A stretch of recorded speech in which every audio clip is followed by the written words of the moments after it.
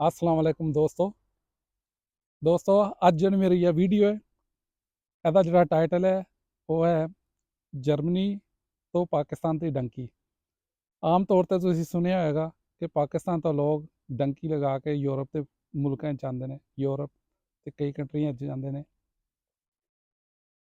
ਉਹ ਵੀ ਇਸ ਤਰ੍ਹਾਂ ਹੀ ਡੰਕੀ ਲਗਾ ਕੇ ਯੂਰਪ ਪਹੁੰਚਿਆ ਸਾਂ ਤੇ ਅੱਜ ਮੈਂ ਜਿਹੜੀ ਆ ਤੁਹਾਨੂੰ ਆਪਣੀ ਸਟੋਰੀ ਸੁਣਾ ਰਿਹਾ। ਇਹ ਹੈਗੀ ਜਰਮਨੀ ਟੂ ਪਾਕਿਸਤਾਨ।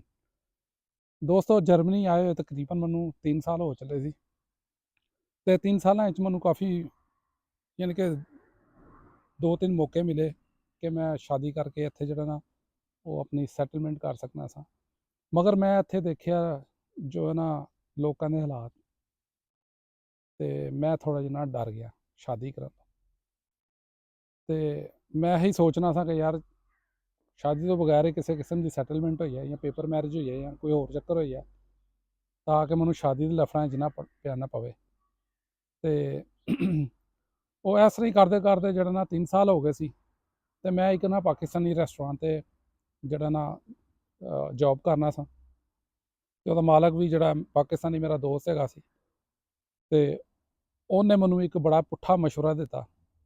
ਉਹਨੇ ਮੈਨੂੰ ਕਿਹਾ ਕਿ ਯਾਰ ਤੂੰ ਜਿਹੜਾ ਇਸ ਤਰ੍ਹਾਂ ਕਰ ਕਿ ਜਿਹੜਾ ਨਾ ਤੂੰ ਨਾ ਨਕਲੀ ਪਾਸਪੋਰਟ ਬਣਵਾ ਲਾ, ਬ੍ਰਿਟਿਸ਼ ਪਾਸਪੋਰਟ, ਕਿਉਂਕਿ ਉਹ ਉੱਥੇ ਸਾਡੇ ਨਾਲ ਇੱਕ ਬੰਦਾ ਰਹਿੰਦਾ ਸੀ ਜਿਹਦਾ ਨਾਂ ਜਵੇਦ ਹੈਗਾ ਸੀ। ਔਰ ਜਵੇਦ ਨੇ ਜਿਹੜਾ ਨਾ ਉਹਨੇ ਵੀ ਨਕਲੀ ਪਾਸਪੋਰਟ ਬਣਵਾਇਆ ਸੀ ਤੇ ਉਹਨੂੰ ਨਾ ਉਸ ਪਾਸਪੋਰਟ ਦੀ ਬੇਸ ਤੇ ਨਾ ਉਹਨੂੰ 5 ਸਾਲ ਦੀ ਰੈਜ਼ੀਡੈਂਸੀ ਮਿਲ ਗਈ ਸੀ ਆਪਣਾ ਜਰਮਨੀ ਦੀ।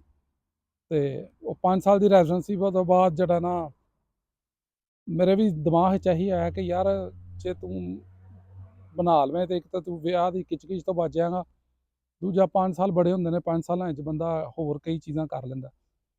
ਤੇ ਉਹਦੇ ਪੁੱਠੇ ਮਸ਼ਵਰੇ ਤੇ ਮੈਂ ਜਿਹੜਾ ਨਾ ਅਮਲ ਕੀਤਾ। ਮਗਰ ਮੈਂ ਅੱਜ ਤੁਹਾਨੂੰ ਸਾਰਿਆਂ ਦੋਸਤਾਂ ਨੂੰ ਇੱਕ ਚੀਜ਼ ਕਹਿਣਾ ਕਿ ਨੰਬਰ 2 ਕੰਮ ਜਿੰਨਾ ਮਰਜ਼ੀ ਓਰੀਜਨਲ ਹੋਵੇ, ਉਹ ਕੰਮ ਨੰਬਰ 2 ਹੀ ਹੁੰਦਾ, ਯਕੀਨ ਕਰੋ। ਤੇ ਉਹ ਮੈਂ ਉਸ ਦੌਰ ਦੇ ਵਿੱਚ ਯਾਨੀ ਕਿ 10,000 ਪਾਉਂਡ ਜਿਹੜਾ 10,500 ਪਾਉਂਡ ਉਸ ਮੈਂ ਪਾਸਪੋਰਟ ਦਾ ਦਿੱਤਾ ਸੀ। ਯਾਨੀ ਕਿ ਅੱਜ ਤੋਂ 33 ਸਾਲ ਪਹਿਲੇ 10,500 ਪਾਉਂਡ ਦਾ ਜਿਹੜਾ ਨਾ ਉਹ 10 ਕਨਾਲ ਜਿਹੜੀ ਨਾ ਉਹ ਬੈਰੀਅਰ ਟਾਊਨ ਦੇ 'ਚ ਆ ਜਾਂਦੀ ਸੀ। ਤੇ ਯਾਨੀ ਕਿ ਇੰਨੀ ਵੈਲਿਊ ਹੈਗੀ ਸੀ ਉਸ ਟਾਈਮ ਤੇ 10,500 ਪਾਉਂਡ ਦੀ। ਤੇ ਉਹ ਮੈਂ ਪੈਸੇ ਪੇ ਕਰਕੇ ਤੇ ਮੈਂ ਪਾਸਪੋਰਟ ਲੈ ਲਿੱਤਾ। ਪਾਸਪੋਰਟ ਮੇਰੇ ਕੋਲ ਆ ਗਿਆ ਤਕਰੀਬਨ ਮਹੀਨੇ ਕੁ ਬਾਅਦ ਹੀ ਬਣ ਕੇ। ਉਹਦੇ ਤੇ ਮੇਰਾ ਓਰੀਜਨਲ ਨਾਂ ਇਜਾਜ਼ ਮਹਿਮੂਦ, ਮੇਰੀ ਓਰੀਜਨਲ ਫੋਟੋ ਲੱਗੀ ਸੀ। ਤੇ ਫਿਰ ਆਪਣਾ ਪਾਕਿਸਤਾਨ ਮੇਰੇ ਵੱਡੇ ਭਰਾ ਦੀ ਸ਼ਾਦੀ ਵੀ ਕਰੀਬ ਆ ਗਈ। ਮੇਰੀ ਅੰਮੀ ਨੇ ਮੈਨੂੰ ਜ਼ੋਰ ਦਿੱਤਾ ਕਿ ਤੂੰ ਆਈ ਆ, ਤੇਰੇ ਬਗੈਰ ਜਿਹੜਾ ਸ਼ਾਦੀ ਨਹੀਂ ਕਰਨੀ ਤੇ ਇਹ ਤੇ ਉਹ। ਤੁਹਾਨੂੰ ਪਤਾ ਹੀ ਹੈ ਜਦੋਂ ਬੰਦਾ ਯੂਰਪ ਆ ਜਾਵੇ ਤੇ ਉਹਦੀ ਵੈਲਿਊ ਵੱਧ ਜਾਂਦੀ ਹੈ ਤੇ ਘਰ ਜਦੋਂ ਹੋਵੇ ਉਹ ਦੂਜੀ ਦਫਾ ਦਾਲ ਮੰਗੇ ਤੇ ਅੱਗੇ ਉਹਨੂੰ ਡੋਈ ਪੈਂਦੀ ਹੈ। ਪਰ ਮੇਰੀ ਵੀ ਇੱਕ ਵੈਲਿਊ ਬਣ ਗਈ ਸੀ ਤੇ ਤੂੰ ਆ ਤੇ ਇਹ ਤੇ ਉਹ। ਚਲੋ ਮੈਂ ਹੈਰ ਜਿਸ ਤਰ੍ਹਾਂ ਵੀ ਹੈ ਮੇਰੇ ਵੀ ਦਿਮਾਗ 'ਚ ਆਇਆ ਕਿ ਯਾਰ ਤੈਨੂੰ ਇੰਨਾ ਟਾਈਮ ਹੋ ਗਿਆ, 3 ਸਾਲ ਹੋ ਚੱਲੇ ਨੇ ਇੱਥੇ, ਤੇ ਘਰ ਵਾਲਿਆਂ ਦੀ ਯਾਦ ਵੀ ਆਉਂਦੀ ਸੀ ਕਿ ਚਲੋ ਹੁਣ ਪਾਸਪੋਰਟ ਵੀ ਕੋਲ ਤੇ ਜਾ ਕੇ ਮਿਲਿਆ ਹੀ। ਲਓ ਜੀ ਇਸ ਤਰ੍ਹਾਂ ਮੈਂ ਪ੍ਰੋਗਰਾਮ ਬਣਾਇਆ। ਪ੍ਰੋਗਰਾਮ ਬਣਾ ਕੇ ਮੈਂ ਪ੍ਰੋਗਰਾਮ ਇਹ ਬਣਾਇਆ ਕਿ ਇੱਥੋਂ ਜਾਵਾਂਗਾ ਇਸਤੰਬੁਲ ਤੁਰਕੀ, ਕਿਉਂਕਿ ਤੁਰਕੀ ਜਿਹੜਾ ਉਹ ਆਪਣਾ ਬ੍ਰਿਟਿਸ਼ ਪਾਸਪੋਰਟ ਤੇ ਵੈਸੇ ਵੀ ਐਂਟਰੀ ਹੈਗੀ ਸੀ। ਤੇ ਉੱਥੋਂ ਮੈਂ ਜਾਵਾਂਗਾ ਇਸ ਤਰ੍ਹਾਂ ਪਾਕਿਸਤਾਨ ਇੰਬੈਸੀ, ਉੱਥੋਂ ਜਾ ਕੇ ਪਾਕਿਸਤਾਨੀ ਇੰਬੈਸੀ ਤੋਂ ਪਾਕਿਸਤਾਨ ਦਾ ਵੀਜ਼ਾ ਲਵਾ ਕੇ ਤੇ ਪਾਕਿਸਤਾਨ ਚਲੇ ਜਾਵਾਂਗਾ। ਸੇਮ ਜਿਸ ਤਰ੍ਹਾਂ ਮੈਂ ਸੋਚਿਆ ਸੀ ਨਾ, ਸੇਮ ਬਿਲਕੁਲ ਉਸੇ ਤਰ੍ਹਾਂ ਮੈਂ ਆਪਣਾ ਕੀਤਾ ਵੀ ਹੈ। ਮੈਂ ਮਿਊਨਿਖ ਤੋਂ ਫਲਾਈ ਕੀਤਾ ਤੁਰਕਿਸ਼ ਏਅਰਲਾਈਨ ਦੇ ਵਿੱਚ, ਇਸਤੰਬੁਲ ਲੈਂਡ ਹੋਇਆ। ਇਸਤੰਬੁਲ ਮੈਂ ਯਾਨੀ ਕਿ ਅਗਲੇ ਦਿਨ ਮੈਂ ਪਾਕਿਸਤਾਨੀ ਇੰਬੈਸੀ ਗਿਆ।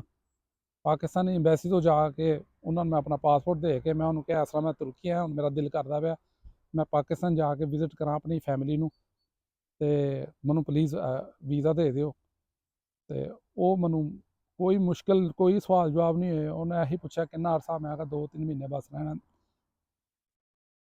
ਛੋਟਾ ਜਿਹਾ ਉਹਨੇ ਇੰਟਰਵਿਊ ਲਿੱਤਾ, ਅੰਬੈਸੀਡਰ ਨੇ, ਉਹਨੇ ਮੇਰੇ ਪਾਸਪੋਰਟ 'ਤੇ ਨਾ ਵੀਜ਼ਾ ਲਾ ਦਿੱਤਾ ਮੈਨੂੰ ਪਾਕਿਸਤਾਨ ਦਾ। ਤੇ ਮੈਂ 2 ਦਿਨ ਜਿਹੜਾ ਉਹ ਫਿਰ ਤੁਰਕੀ ਵੀ ਘੁੰਮਿਆ ਸ਼ੁੰਮਿਆ, ਤੇ 2 ਦਿਨ ਤੋਂ ਬਾਅਦ ਫਿਰ ਮੈਂ ਫਲਾਈ ਜਦੋਂ ਏਅਰਪੋਰਟ 'ਤੇ ਗਿਆ, ਏਅਰਪੋਰਟ 'ਤੇ ਬੋਰਡਿੰਗ ਕਰਾਈ। ਬੋਰਡਿੰਗ ਕਰਾਉਣ ਤੋਂ ਬਾਅਦ ਜਦੋਂ ਮੈਂ ਇਮੀਗ੍ਰੇਸ਼ਨ 'ਚ ਗਿਆ, ਉਹਨੇ ਆਪਣਾ ਜਿਹੜਾ ਦੇਖਿਆ ਬ੍ਰਿਟਿਸ਼ ਪਾਸਪੋਰਟ ਤੇ ਨਾਂ ਉੱਤੇ ਪਾਕਿਸਤਾਨੀ ਇਜਾਜ਼ ਮਹਿਮੂਦ ਲਿਆ, ਤੇ ਉਹਨੇ ਮੈਨੂੰ ਜਿਹੜਾ ਨਾ ਕਹਿੰਦਾ ਪਾਸਪੋਰਟ ਨਕਲੀ ਹੈਗਾ, ਤੇਰਾ ਨਹੀਂ ਹੈਗਾ। ਉਹ ਮੈਂ ਕਿਹਾ ਯਾਰ ਮੈਂ ਜਰਮਨੀ ਤੋਂ ਮੈਂ ਆਇਆ ਪਰਸੋਂ ਇੱਥੇ, ਜੇ ਮੇਰਾ ਨਕਲੀ ਸੀ ਤਾਂ ਮੈਨੂੰ ਤੁਸੀਂ ਐਂਟਰੀ ਕਿਉਂ ਦਿੱਤੀ? ਠੀਕ ਹੈ, ਜੇ ਹੁਣ ਤੂੰ ਨਕਲੀ ਕਹਿ ਰਿਹਾ ਤਾਂ ਮੈਨੂੰ ਐਂਟਰੀ ਫਿਰ ਕਿਉਂ ਦਿੱਤੀ? ਮੈਨੂੰ ਵਾਪਸ ਭੇਜਣਾ ਸੀ। ਹੁਣ ਤੂੰ ਮੈਨੂੰ ਕਹਿ ਰਿਹਾ ਤੇਰਾ ਪਾਸਪੋਰਟ ਨਕਲੀ ਹੈ। ਮੈਂ ਕਿਹਾ ਮੇਰਾ ਓਰੀਜਨਲ। ਕਹਿੰਦਾ ਤੇਰਾ ਨਾਮ ਹੋਰ ਹੈਗਾ। ਤੇ ਮੈਂ ਕਿਹਾ ਮੈਂ ਪਾਕਿਸਤਾਨੀ ਹਾਂ ਤਾਂ ਮੇਰਾ ਨਾਮ ਪਾਕਿਸਤਾਨੀ ਹੋਣਾ।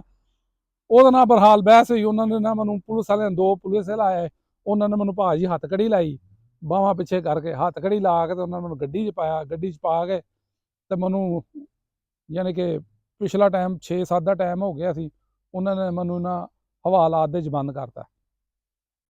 ਹੁਣ ਮੈਨੂੰ ਸਮਝ ਨਾ ਆਵੇ ਮੈਂ ਕਰਾਂ ਕੀ। ਹਵਾਲਾਤ 'ਚ ਬੰਦ ਹੈਗਾ। ਮੇਰੇ ਦਿਲ 'ਚ ਇਹੀ ਆਈ ਜਾਵੇ ਕਿ ਯਾਰ ਪਤਾ ਨਹੀਂ ਇਹ ਨਾ ਹੋਵੇ ਕਿ ਪਾਸਪੋਰਟ ਮੇਰਾ ਜਿਹੜਾ ਨਾ ਉਹ ਇਹਨਾਂ ਨੂੰ ਪਤਾ ਲੱਗ ਜਾਵੇ ਤੇ ਮੈਨੂੰ ਇੱਥੇ ਹੀ ਉਦੋਂ ਤੁਰਕੀ ਦੇ 'ਚ ਨਾ ਤੁਰਕੀ ਦੀਆਂ ਜਿਹੜੀਆਂ ਜੇਲਾਂ ਨਾ ਉਹ ਬਹੁਤ ਸਖਤ ਹੈਗੀਆਂ, ਤੇ ਉਦੋਂ ਕਾਫੀ ਮੈਂ ਯਾਨੀ ਕਿ ਸਟੋਰੀਆਂ ਵੀ ਸੁਣੀਆਂ ਸੀ ਤੁਰਕੀ ਦੀਆਂ ਜੇਲਾਂ ਦੇ ਬਾਰੇ 'ਚ ਨਾ, ਤੇ ਬੰਦਾ ਬੜਾ ਜ਼ਲੀਲ ਹੁੰਦਾ ਉੱਥੇ। ਤੇ ਉਹ ਮੈਂ ਜਿਹੜਾ ਨਾ ਅੰਦਰੋਂ ਪੂਰਾ ਮੈਂ ਹਿੱਲ ਗਿਆ ਸੀ। ਮੈਂ ਕਿਹਾ ਯਾਰ ਇਹ ਨਾ ਹੋਵੇ ਕਿ ਇੱਥੇ ਮੈਨੂੰ 2-3 ਮਹੀਨਿਆਂ ਲਈ ਡੱਕ ਲੈਣ ਅੰਦਰ ਹੀ, ਉਸ ਤੋਂ ਬਾਅਦ ਫਿਰ ਪਾਕਿਸਤਾਨ ਡਿਪੋਰਟ ਕਰਨ। ਤੇ ਮੇਰੇ ਦਿਮਾਗ ਦੇ 'ਚ ਨਾ ਪੂਰੀ ਰਾਤ ਇਸ ਤਰ੍ਹਾਂ ਹੀ ਕਸ਼ਮਕਸ਼ੀ ਰਹੀ ਕਿ ਕੀ ਹੋਏਗਾ ਸੁਬਾਹ ਯਾਰ। ਉਹ ਮੈਨੂੰ ਸੁਬਾਹ ਚੁੱਕ ਕੇ ਤੇ ਆਪਣਾ ਜਿਵੇਂ ਪਾਕਿਸਤਾਨ ਦਾ FIA ਦਾ ਦਫ਼ਤਰ ਹੈਗਾ, ਇਸ ਤਰ੍ਹਾਂ ਹੀ ਉਹਨਾਂ ਦਾ ਇੱਕ ਆਫਿਸ ਹੈਗਾ। ਉਹ ਮੈਨੂੰ ਕਾਫੀ ਵੱਡਾ, ਬਹੁਤ ਵੱਡਾ ਆਫਿਸ ਬਣਿਆ, ਜਿੱਥੇ ਜਾ ਕੇ ਨਾ ਅਨਲੀਗਲ ਜਿਹੜੇ ਲੋਕ ਫੜੇ ਜਾਂਦੇ ਨੇ ਉਹਨਾਂ ਨੂੰ ਜਾ ਕੇ ਉਹਨਾਂ ਦਾ ਬਾਇਓਡਾਟਾ ਜੋ ਵੀ ਉਹਨਾਂ ਨੇ ਕਰਨਾ ਹੁੰਦਾ ਇਨਕੁਆਇਰੀ ਵਗੈਰਾ ਕਰਕੇ ਤੇ ਉਹਨਾਂ ਨੂੰ ਉੱਥੇ ਹੀ ਅੰਦਰ ਹੀ ਫਿਰ ਨਾ ਡੱਕ ਦਿੰਦੇ ਨੇ। ਤੇ ਉਹ ਮੈਂ ਸੁਬਾਹ ਉਹਨਾਂ ਨੇ 4 ਬੰਦੇ ਸੀ, ਉਹਨਾਂ ਨੇ ਵੱਡੀ ਗੱਡੀ ਦੇ 4 ਬੰਦੇ ਪਿੱਛੇ ਬਿਠਾਏ, 4 ਬੰਦੇ ਨੂੰ ਹੱਥ ਕੜੀਆਂ ਲਾਈਆਂ ਸੀ ਸਾਨੂੰ ਚਾਰਾਂ ਨੂੰ। ਤੇ ਉਹ ਲੋ ਜੀ ਉਹ ਜਿਹੜਾ ਉਹਨਾਂ ਦਾ FIA ਦਾ ਦਫ਼ਤਰ ਹੈਗਾ, ਆਫਿਸ ਹੈਗਾ, ਸਾਨੂੰ ਉੱਥੇ ਲੈ ਗਏ। ਤੇ ਉਹ FIA ਦਾ ਜਿਹੜਾ ਹੈਗਾ ਸੀ ਆਫਿਸਰ, ਉਹਨੇ ਮੈਨੂੰ ਇੱਕ ਨਾ ਪੈਨ ਤੇ ਇੱਕ ਪੇਪਰ ਦਿੱਤਾ। ਉਹਨੇ ਕਿਹਾ ਜੀ 5 ਦਫਾ ਦੇ ਉੱਤੇ ਤੂੰ ਸਾਈਨ ਕਰ ਆਪਣੇ। ਤੇ 5 ਦਫਾ ਮੈਂ ਉਹਦੇ ਉੱਤੇ ਸਾਈਨ ਕੀਤੇ ਨੇ, ਸੇਮ ਸਾਈਨ ਜਿਹੜੇ ਮੈਂ ਪਾਸਪੋਰਟ ਦੇ ਉੱਤੇ ਕੀਤੇ ਸੀ।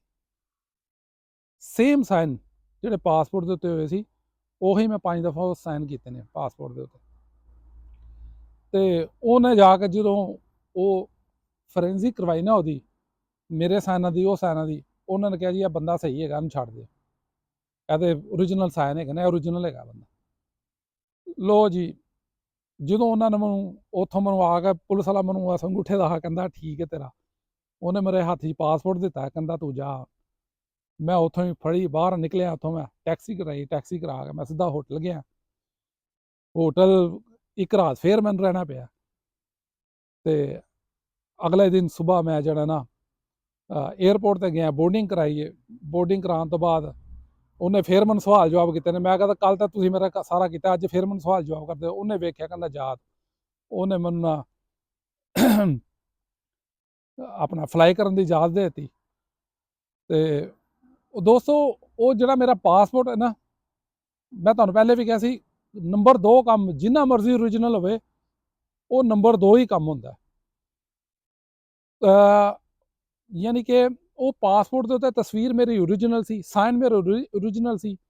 ਉਹ ਪਾਸਪੋਰਟ ਜਿਹੜਾ ਮਾਨਚੈਸਟਰ ਦੀ ਜਿਹੜੀ ਪਾਸਪੋਰਟ ਆਫਿਸ ਹੈਗਾ, ਉਹ ਪਾਸਪੋਰਟ ਉਹਦੇ ਚੋਂ ਉਹ ਇਸ਼ੂ ਨਿਕਲਿਆ ਸੀ, ਯਾਨੀ ਕਿ ਉਹਦੇ ਚੋਂ ਚੋਰੀ ਕਰਕੇ ਉਹਨਾਂ ਨੇ ਨਾ ਉਸ ਦੌਰ ਦੇ ਵਿੱਚ 35 ਕਾਪੀਆਂ ਚੋਰੀ ਹੋਈਆਂ ਸੀ।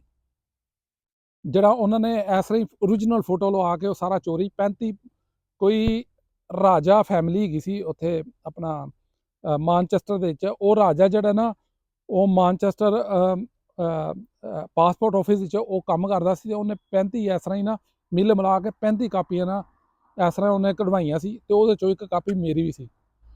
ਉਹ ਕਾਪੀ ਦੇ ਉੱਤੇ ਯਾਨੀ ਕਿ 100% ਹਰ ਚੀਜ਼ ਮੇਰੀ ਸੀ, ਸਿਰਫ ਇੱਕ ਉਹਦਾ ਫਾਲਟ ਹੈਗਾ ਸੀ, ਉਸ ਪਾਸਪੋਰਟ ਦਾ ਜਿਹੜਾ ਉਹ ਰਜਿਸਟ੍ਰੇਸ਼ਨ ਨੰਬਰ ਉੱਤੇ ਜਿਹੜਾ ਹੁੰਦਾ ਨਾ, ਉਹ ਨਹੀਂ ਹੈਗਾ ਸੀ ਓਰੀਜਨਲ, ਰਜਿਸਟ੍ਰੇਸ਼ਨ ਨਹੀਂ ਹੋਇਆ ਸੀ। ਤੇ ਉਹ ਖੈਰ ਮੈਂ ਉਥੋਂ ਪਲੇਨ ਫੜਿਆ ਇਸਤਾਂਬੁਲ 에ਅਰਪੋਰਟ ਤੋਂ, ਤੇ ਮੈਂ ਕਰਾਚੀ ਜਿਹੜਾ ਲੈਂਡ ਹੋ ਗਿਆ।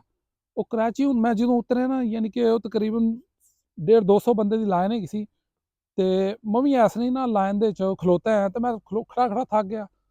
ਤੇ ਮੈਨੂੰ 3 ਸਾਲ ਹੋ ਗਏ ਸੀ ਜਰਮਨੀ, 3.25 ਸਾਲ, ਤੇ ਥੋੜਾ ਗੋਰਿਆਂ ਨਾਲ ਮੇਰੇ ਅੰਦਰ ਟੱਚ ਹੈਗਾ ਸੀ ਕਾਫੀ ਜ਼ਿਆਦਾ।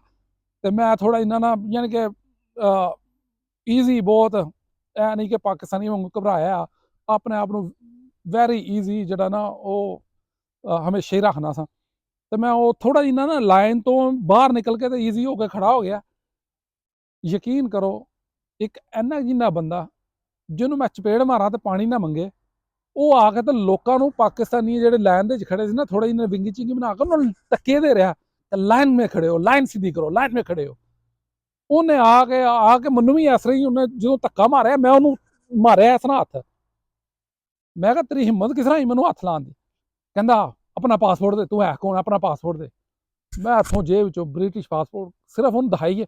कहता जनाब आप यहाँ पर क्या कर रहे हैं, ये तो आपकी लाइन ही नहीं है, ये तो गधों की लाइन है, आप इधर से निकले, वो आपकी लाइन, वो आप देखें, वो काउंटर है, उस पर जाएं, पासपोर्ट दिखाएं और बाहर जाएं, ये तो आपकी लाइन। यकीन करो मेरे दिल च इन्नी क वड्डी गाल निकली, मैं तुहानू दस नहीं सकदा। पाकिस्तान यकीन करो दुनिया का वाहद मुल्क है जिहड़ा अपने लोगों नूं धक्के मारदा है, ਵਾਹਦ ਮੁਲਕ ਹੈ ਜਿਹੜਾ ਆਪਣੇ ਲੋਕਾਂ ਦੀ ਜਿਹੜਾ ਨਾ ਉਹ ਤਜ਼ਲੀਲ ਕਰਦਾ ਹੈ। ਇਹ ਗੋਰਿਆਂ ਨੂੰ ਇਸ ਤਰ੍ਹਾਂ ਟ੍ਰੀਟਮੈਂਟ ਕਰਦੇ ਨੇ ਜਿਵੇਂ ਇਹਨਾਂ ਦੇ ਮਾਈ ਬਾਪ ਹੁੰਦੇ ਨੇ। ਬਹਰਹਾਲ ਮੈਂ ਵੀ ਇਹਨਾਂ ਦਾ ਮਾਈ ਬਾਪ ਬਣਿਆ ਸਾਂ। ਮੈਂ ਇਸ ਤਰ੍ਹਾਂ ਹੀ ਉਹ ਕਾਊਂਟਰ ਤੇ ਗਿਆ, ਉਹਨੂੰ ਪਾਸਪੋਰਟ ਦਿੱਤਾ, ਉਹਨੇ ਵੇਖਿਆ ਵੀਜ਼ਾ ਲੱਗਾ ਹੈ, ਵੀਜ਼ਾ ਠੱਪਾ ਮਾਰਿਆ, ਕਹਿੰਦਾ ਜਾਓ ਜਨਾਬ। ਮੈਂ ਉੱਥੋਂ ਨਿਕਲ ਕੇ ਏਅਰਪੋਰਟ ਤੋਂ ਬਾਹਰ ਆਇਆ, ਅੱਗੇ ਮੇਰਾ ਕਜ਼ਨ ਆਇਆ ਸੀ ਮੈਨੂੰ ਪਿਕ ਕਰਨ। ਉਹ ਮੈਂ ਆਪਣੇ ਕਜ਼ਨ ਦੇ ਨਾਲ ਬੈਠ ਕੇ ਤੇ ਮੈਂ ਉਹਨਾਂ ਦੇ ਘਰ ਚਲਾ ਗਿਆ, ਤੇ ਰਾਤ ਉੱਥੇ ਰਿਹਾ ਮੈਂ। ਆਪਣੇ ਕਜ਼ਨ ਨੇ ਮੇਰੀ ਖੂਬ ਸੇਵਾ ਸੁਵਾ ਕੀਤੀ, ਤੇ ਮੁੰਡਾ ਜਰਮਨੀ ਤੋਂ ਆਇਆ, ਉਹਨੂੰ ਕੋਈ ਪਤਾ ਨਹੀਂ ਸੀ ਮੈਂ ਕਿਸ ਚੱਕਰ 'ਚ ਆਇਆ, ਮੇਰੇ ਕੋਲ ਕੀ ਹੈਗਾ। ਅਗਲੇ ਦਿਨ ਉਹਨੇ ਲਾਹੌਰ ਦੀ ਮੈਨੂੰ ਆਪਣਾ ਫਲਾਈਟ ਕਨਫਰਮ ਕੀਤੀ। ਮੈਂ ਲਾਹੌਰ ਆਪਣਾ ਫਲਾਈਟ ਫੜ ਕੇ ਤੇ ਮੈਂ ਫਿਰ ਲਾਹੌਰ ਆ ਗਿਆ। ਤੇ ਲਾਹੌਰ ਯਕੀਨ ਕਰੋ ਜਦੋਂ ਮੈਂ ਲਾਹੌਰ ਉਤਰਿਆ ਨਾ, ਮੇਰੇ ਸਿਰਫ ਜਹਾਜ਼ 'ਚ ਇਹੀ ਮੇਰੇ ਦਿਮਾਗ 'ਚ ਚੱਲੀ ਜਾ ਰਿਹਾ ਸੀ। ਮੈਂ ਕਿਹਾ ਯਾਰ ਜੇ ਮੈਂ ਉੱਥੇ ਕਿਤੇ ਨੱਪਿਆ ਜਾਂਦਾ ਇਸਤਾਂਬੁਲ, ਮੈਂ ਕਿਹਾ ਯਾਰ ਤੇਰਾ ਤੇ ਬੜਾ ਬੁਰਾ ਹਾਲ ਹੋਣਾ ਸੀ, ਤੂੰ ਤੇ ਆਪਣੇ ਮੁਲਕ ਦੀ ਧਰਤੀ ਤੋਂ ਫਿਰ ਤਰਸ ਜਾਣਾ ਸੀ। ਤੇ ਯਕੀਨ ਕਰੋ ਜਦੋਂ ਮੈਂ ਬਾਹਰ ਨਿਕਲਿਆ ਨਾ ਏਅਰਪੋਰਟ ਤੋਂ, ਸਭ ਕੋਲ ਪਹਿਲੇ ਮੈਂ ਲਾਹੌਰ ਦਾ ਜਿਹੜਾ ਨਾ ਉਹ ਜ਼ਮੀਨ ਚੁੰਮੀ ਕੇ ਸ਼ੁਕਰ ਹੈ ਅੱਲਾ ਮੈਂ ਲਾਹੌਰ ਐਂਟਰ ਹੋ ਗਿਆ।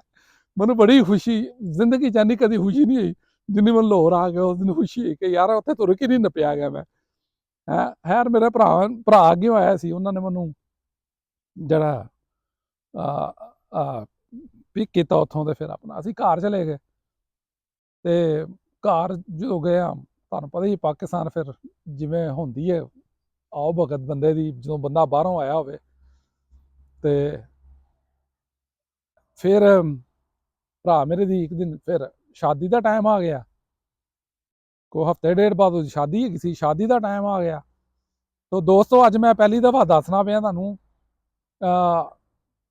ਕਿ ਮੈਂ ਆਪਣੇ ਭਰਾ ਦੀ ਸ਼ਾਦੀ ਤੇ ਨਾ, ਮੇਰੇ ਵੱਡੇ ਭਰਾ ਦੀ ਜਿਹੜੀ ਸ਼ਾਦੀ ਹੋਈ ਸੀ, ਮੈਂ 11,500 ਡੋਚੇ ਮਾਰਕ ਉਹਦੇ ਸ਼ਾਦੀ ਤੇ ਮੈਂ ਨਾ ਖਰਚ ਕੀਤਾ ਸੀ। ਤੇ ਉਦੋਂ ਯਾਨੀ ਕਿ 11,500 ਮਾਰਕ ਜਿਹੜਾ ਨਾ ਉਹ ਦੌਰ ਦਾ ਤਕਰੀਬਨ 6 ਲੱਖ ਰੁਪਇਆ ਬਣਦਾ ਸੀ, ਤੇ ਉਹ 6 ਲੱਖ ਬੜਾ ਹੁੰਦਾ ਸੀ ਉਸ ਦੌਰ ਦੇ ਵਿੱਚ। ਤੇ ਯਾਨੀ ਕਿ ਬੜੀ ਧੂਮਧਾਮ ਨਾਲ ਉਹਦੀ ਸ਼ਾਦੀ ਹੋਈ ਸੀ ਮੇਰੇ ਵੱਡੇ ਭਰਾ ਦੀ। ਤੇ ਯਕੀਨ ਕਰੋ ਮੇਰਾ ਵੱਡਾ ਭਰਾ ਮੈਨੂੰ ਚੁੰਮਦਾ ਸੀ ਕਿ ਤੂੰ ਮੇਰੀ ਸ਼ਾਦੀ ਕਰਾਤੀ ਹੈ। ਤੇ ਇਹ ਥੋੜਾ ਜਿਹਾ ਮੈਂ ਇਸ ਕਰਕੇ ਦੱਸਣਾ ਪਿਆ ਤਾਂ ਕਿ ਜਿਹੜੇ ਮੇਰੇ ਰਿਸ਼ਤੇਦਾਰ ਹੈਗੇ ਨਾ ਉਹਨਾਂ ਨੂੰ ਪਤਾ ਲੱਗੇ ਥੋੜਾ ਜਿਹਾ ਨਾ ਕਿ ਹਰ ਚੀਜ਼ ਜਿਹੜੀ ਹੈ ਨਾ, ਹੁਣ ਮੈਂ ਤੁਹਾਨੂੰ ਕੀ ਕਹਾਂ, ਚਲੋ ਛੱਡੋ ਪਰਾਂ। ਤਾਂ ਦੋਸਤੋ ਇਸ ਤਰ੍ਹਾਂ ਹੀ ਫਿਰ ਚਲੋ ਉਹਦੀ ਸ਼ਾਦੀ ਹੋ ਗਈ। ਸ਼ਾਦੀ ਹੋਣ ਤੋਂ ਬਾਅਦ ਆਪਣਾ ਮੈਂ 2 ਮਹੀਨੇ ਹੋ ਰਿਹਾ ਪਾਕਿਸਤਾਨ। 2 ਮਹੀਨੇ ਬਾਅਦ ਮੇਰਾ ਟਾਈਮ ਆ ਗਿਆ ਜੀ ਜਰਮਨੀ ਵਾਪਸ ਆਉਣ ਦਾ। ਮੈਂ ਫਿਰ ਆਪਣਾ ਲਾਹੌਰ ਤੋਂ ਕਰਾਚੀ ਗਿਆ, ਤੇ ਕਰਾਚੀ ਤੇ ਜਦੋਂ ਮੈਂ ਏਅਰਪੋਰਟ ਤੇ ਗਿਆ ਤਾਂ ਮੇਰਾ ਸਟਾਈਲ ਇਹੋ ਜਿਹਾ ਸੀ ਕਿ ਕਿਸੇ ਬੰਦੇ ਨੂੰ ਯਾਨੀ ਕਿ ਡਾਊਟ ਨਹੀਂ ਹੋ ਸਕਦਾ ਸੀ ਕਿ ਇਹ ਬੰਦਾ ਇੱਥੋਂ ਦਾ ਹੈਗਾ।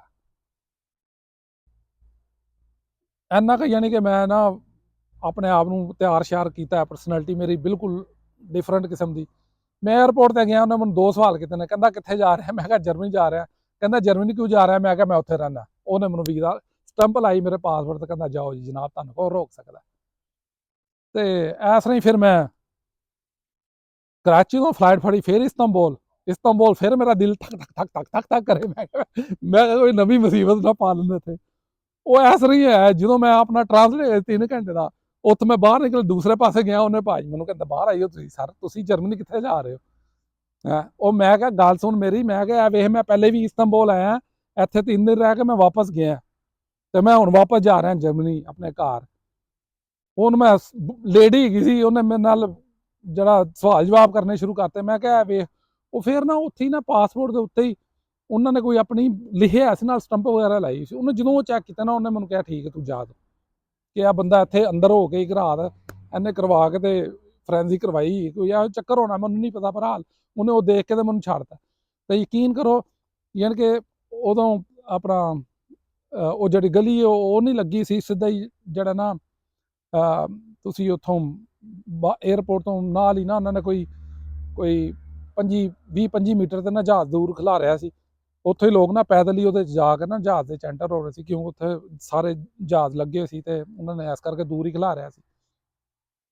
ਤੇ ਯਕੀਨ ਕਰੋ ਜਦੋਂ ਮੈਂ ਇਸ ਤਰ੍ਹਾਂ ਅਚਾਨਕ ਮੁੜ ਕੇ ਦੇਖਿਆ ਨਾ, ਉਹੀ ਲੇਡੀ ਜਿਹਨੇ ਮੈਨੂੰ ਆਉਣ ਦਿੱਤਾ ਨਾ, ਉਹ ਮੈਨੂੰ ਵਾਚ ਕਰਦੀ ਪਈ ਹੈ ਕਿ ਇਹ ਬੰਦੇ ਦੇ ਰਿਐਕਸ਼ਨ ਕੀ ਹੁੰਦੇ ਨੇ।